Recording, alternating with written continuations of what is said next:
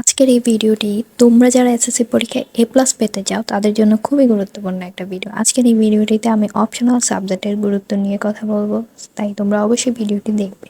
তো দেখো, প্রথমে আমি তোমাদেরকে এই যে রেজাল্টটা দেখাচ্ছি, এটা কিন্তু কোনো ফেক না।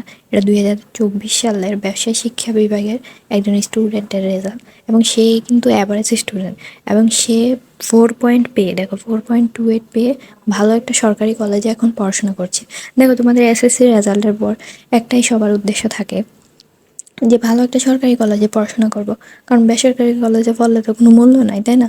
সরকারি কলেজে পড়তে হবে। আমার জেলা উপজেলা এর মধ্যে টপ কলেজে আমি পড়তে চাই। তো এই টপ টুতে কিন্তু এই শিক্ষার্থীটা পড়ে, ঠিক আছে?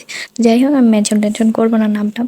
সো যাই হোক, আমি অপশনাল সাবজেক্টের মেইন কথাটা যেটা সেটা শুরু করি।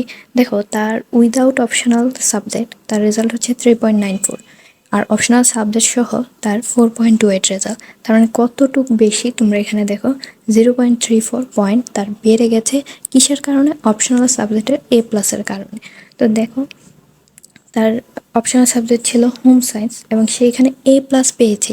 এটাই তার বোনাস পয়েন্ট, এটাই তার বোনাস পয়েন্ট যে তার 3.94 মেইন রেজাল্টটা ছিল, কিন্তু অপশনাল সাবজেক্টে সে এ প্লাস পাইছে, যার কারণে তার টোটাল রেজাল্টটা হয়েছে 4.28।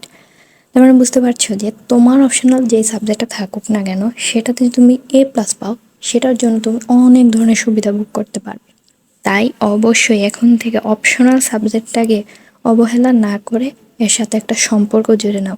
এতদিন যে ব্রেকআপ টেকআপ করছিল, এগুলো বাদ দিয়া এরা জড়াইয়া ধরো। মানে এটারে অনেক বেশি ভালোবাসার চেষ্টা করো। এটাতে এ প্লাস পাইলে তোমার জন্য অনেক লাভবান হবা তুমি।